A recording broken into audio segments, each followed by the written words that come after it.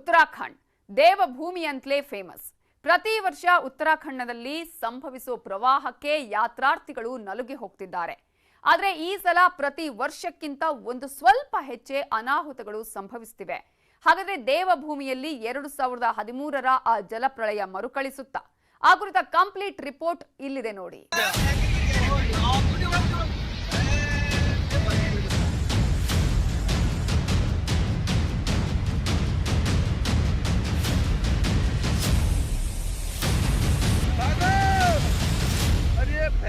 ದೇವಭೂಮಿ ಉತ್ತರಾಖಂಡ್ ಬೆಟ್ಟಗುಡ್ಡಗಳಿಂದ ಕೂಡಿದ ಉತ್ತರಾಖಂಡ್ನಲ್ಲಿ ಸಾಮಾನ್ಯ ಮಳೆ ಬಂದರೂ ಬೆಟ್ಟಗುಡ್ಡಗಳು ಕುಸಿತವೆ.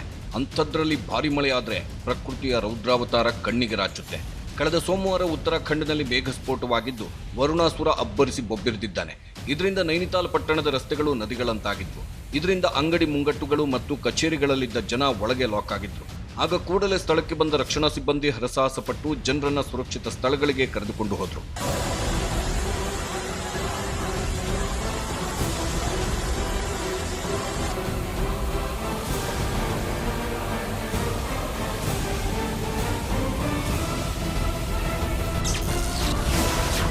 ಪ್ರವಾಹದ ಮಧ್ಯೆ ಸಿಲುಕಿತ್ತು ಒಂಟಿ ಆನೆ. ಇಲ್ಲಿ ನೋಡಿ, ಸುತ್ತಲೂ ಪ್ರವಾಹದ ನೀರು. ಇದರ ಮಧ್ಯೆ ಒಂಟಿ ಆನೆಯೊಂದು ದಿಕ್ಕೆ ತೋಚದೆ ನಿಂತಿತ್ತು. ಗೌಲಾ ನದಿ ಪ್ರವಾಹದಿಂದ ಹೇಗೆ ಪಾರಾಗಬೇಕು ಅನ್ನೋದು ಗೊತ್ತಾಗದೆ ಕಂಗಾಲಾಗಿ ಹೋಗಿತ್ತು. ಈ ದೃಶ್ಯವನ್ನ ಕಂಡ ಕೆಲ ಸ್ಥಳೀಯರು ಅರಣ್ಯ ಇಲಾಖಾ ಸಿಬ್ಬಂದಿಗೆ ತಿಳಿಸಿದ್ರು. ಇದರಿಂದ ಕೂಡಲೇ ಸ್ಥಳಕ್ಕೆ ಬಂದ ಅರಣ್ಯ ಇಲಾಖಾ ಸಿಬ್ಬಂದಿ ಆನೆಯನ್ನ ಸುರಕ್ಷಿತವಾಗಿ ಕಾಡಿಗಟ್ಟಿದ್ದಾರೆ.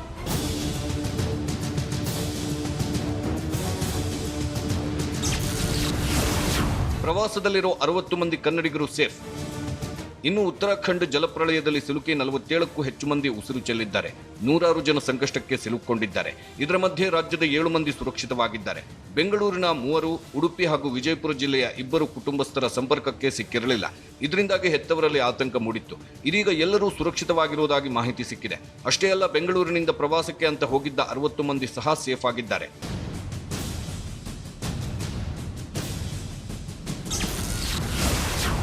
ಎರಡು 2013ರ ಆ ಜಲಪ್ರಳಯ ಮರುಕಳಿಸುತ್ತ 2013ರಲ್ಲಿ ಉತ್ತರಾಖಂಡ್ನಲ್ಲಿ ರಣಭೀಕರ ಜಲಪ್ರಳಯ ಏರ್ಪಟ್ಟಿತ್ತು. ಜೂನ್ 14ರಿಂದ 17ರವರೆಗೂ ಸುರಿದ ಕುಂಭದ್ರೋಣ ಮಹಾಮಳೆ ರೌದ್ರಾವತಾರ ತೋರಿಸಿತ್ತು. ದಿಢೀರ್ ಸುರಿದ ಮಹಾಮಳೆಗೆ ನದಿಗಳು ಉಕ್ಕಿ ಹರಿದಿದ್ವು. ನದಿ ಪಾತ್ರದಲ್ಲಿರೋ ಮನೆ, ಮಠ, ವಾಹನಗಳನ್ನ ಆಹುತಿ ಪಡೆದುಕೊಂಡಿತ್ತು. ಇದಷ್ಟೇ ಅಲ್ಲ, ಕಂಡಲ್ಲಿ ಬೆಟ್ಟಗುಡ್ಡಗಳು ಕುಸಿಯುತ್ತಿದ್ವು. ನಿಂತ ನೆಲ ಬಾಯ್ಬಿಡುತ್ತಿತ್ತು. ಮಳೆ ಪ್ರವಾಹದ ಹೊಡೆತಕ್ಕೆ 100 ಮಂದಿ ಬಲಿಯಾದ್ರೆ ಬೆಟ್ಟಗುಡ್ಡಗಳ ಕುಸಿತದಿಂದ ಇನ್ನೂ ಹಲವರು ಉಸಿರು ಚೆಲ್ಲಿದ್ರು. ಆ ದೃಶ್ಯಗಳನ್ನ ನೋಡಿದ್ರೆ ಇಂದಿಗೂ ಎಂಥವರ ಎದೆಯಲ್ಲೂ ನಡುಕ ಶುರುವಾಗೋದು ಗ್ಯಾರಂಟಿ.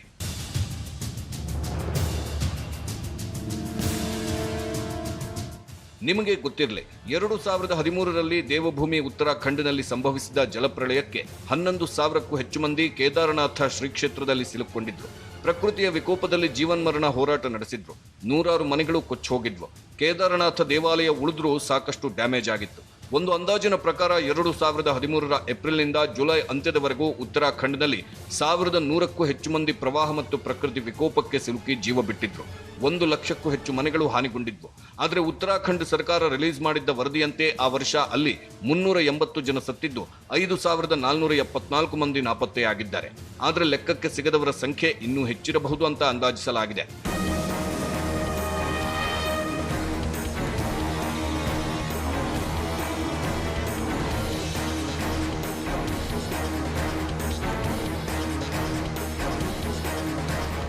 ಆದ್ರೀಗ ಉತ್ತರಾಖಂಡ್ನಲ್ಲಿ ಮತ್ತೆ ಮಹಾಮಳೆ ಅಬ್ಬರಿಸುತ್ತಿದ್ದು 2013ರ ಆ ಕರಾಳ ಇತಿಹಾಸ ಮರುಕಳಿಸುತ್ತಾ ಅನ್ನೋ ಭೀತಿ ಶುರುವಾಗಿದೆ.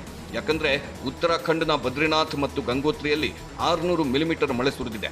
ನೈನಿತಾಲ್ನಲ್ಲಿ ದಾಖಲೆಯ 530 ಮಿಲಿಮೀಟರ್ ಮಳೆಯಾಗಿದೆ. ನೈನಿತಾಲ್ನಲ್ಲಿ ಪ್ರತಿ ವರ್ಷ ಅಕ್ಟೋಬರ್ನಲ್ಲಿ ಕೇವಲ 60 ಮಿಲಿಮೀಟರ್ ಮಳೆಯಾಗ್ತಿತ್ತು. ಆದ್ರೀಗ ನೈನಿತಾಲ್ನಲ್ಲಿ ಅಕ್ಟೋಬರ್ ಮಳೆ 64 ವರ್ಷಗಳ ಹಿಂದಿನ ದಾಖಲೆಯನ್ನ ಮುರಿದಿದೆ. ಹೀಗಾಗಿ ಉತ್ತರಾಖಂಡ್ನಲ್ಲಿ 100 ಹಳ್ಳಿಗಳು ಜಲಾವೃತಗೊಂಡಿವೆ. 231ಕ್ಕೂ ಹೆಚ್ಚು ಹಳ್ಳಿಗಳಲ್ಲಿ ವಿದ್ಯುತ್ ಸಂಪರ್ಕ ಕೂಡ ಕಡಿತಗೊಂಡಿದೆ. NDRS, SDRF ಮತ್ತು ಭದ್ರತಾ ಪಡೆಗಳು ರಕ್ಷಣಾ ಕಾರ್ಯಾಚರಣೆಯಲ್ಲಿ ಮುಳುಗಿವೆ. 3 ಹೆಲಿಕಾಪ್ಟರ್ಗಳಿಂದ ರಕ್ಷಣಾ ಕಾರ್ಯ ನಡೀತಾ ಇದೆ. ಇನ್ನು ಕೇಂದ್ರ ಸರ್ಕಾರ ಕೂಡ ಉತ್ತರಾಖಂಡ್ ಸರ್ಕಾರದ ಬೆನ್ನಿಗೆ ನಿಂತಿದ್ದು ರಕ್ಷಣಾ ಕಾರ್ಯಕ್ಕೆ ಎಲ್ಲಾ ರೀತಿಯ ನೆರವು ನೀಡುವುದಾಗಿ ಹೇಳಿದೆ.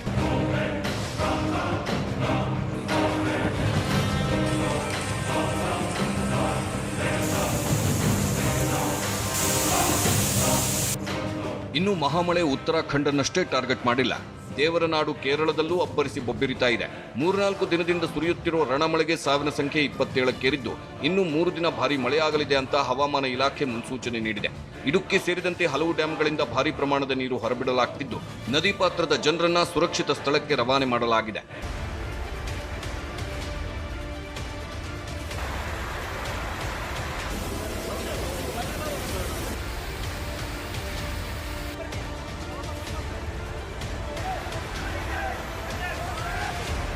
ಅರಬ್ಬಿ ಸಮುದ್ರ ಹಾಗೂ ಪಶ್ಚಿಮ ಬಂಗಾಳದಲ್ಲಿ ಉಂಟಾದ ವೈಪರೀತ್ಯದಿಂದಾಗಿ ಬೆಂಗಳೂರು ಸೇರಿದಂತೆ ಕರ್ನಾಟಕದ 16 ಜಿಲ್ಲೆಗಳಲ್ಲೂ ಭರ್ಜರಿ ಮಳೆಯಾಗ್ತಾ ಇದೆ.